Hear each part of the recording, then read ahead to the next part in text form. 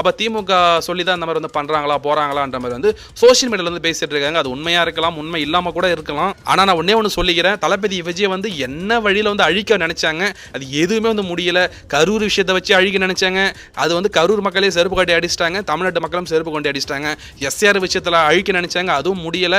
ஜனநாயகன் படத்தை ஒழிச்சிட்டா தளபதி விஜய் வந்து ஒழிச்சிடலாம் அப்படின்ட்டு வந்து ஜனநாயகன் படத்துக்கு வந்து சென்சார் சர்டிஃபிகேட் கொடுக்காம இழுத்தடிச்சு இன்னைக்கு வரைக்கும் வந்து சென்சார் சர்டிஃபிகேட் கிடைக்காம அது ஒரு பெரிய பிரச்சனை இருந்துட்டு இருக்கு. அதையும் வந்து தளபதி விஜய் வந்து ஈஸியா ஃபேஸ் பண்ணிட்டாரு. தமிழ்நாட்டு மக்களும் வந்து சப்போர்ட் பண்ணிட்டு இருக்காங்க. தாவேகா மாநாடு நடத்துற பர்மிஷன் கேட்டாங்கன்னா அதுக்கும் வந்து பர்மிஷன் கொடுக்காம இருந்தாங்க. அதுவும் வந்து தளபதி விஜய் வந்து ஃபேஸ் பண்ணாரு. நீங்க 5000 பேர் கொடுங்க, 10000 பேர் கொடுங்க, அதை வச்சு நான் வந்து பர்மிஷன் வாங்கி நான் பண்ணிக்கிறேன்ற மாதிரி வந்து அதையும் வந்து பண்ணிட்டு இருக்காங்க. ரோடு ஷோக்கு பர்மிஷன் கிடையாது. தளபதி எங்கேயாவது போனாரு, அங்க கூட்டத்தில் ஏதாவது நடந்துருச்சுன்னா அதை வந்து ஃபிளாஷ் நியூஸ் ஆக்கணும். அந்த மாதிரி எவ்வளோக்கு வந்து தளபதி விஜய் வந்து அழிச்சணும் ஒழிச்சணும் வந்து அவ்வளோ விஷயம் வந்து பண்ணிட்டு இருந்தாங்க. ஆனா எல்லாமே வந்து தளபதி விஜய் வந்து லெஃப்ட் ஹேண்டில் வந்து டீல் பண்ணிட்டாரு. தமிழ்நாட்டு மக்கள் வந்து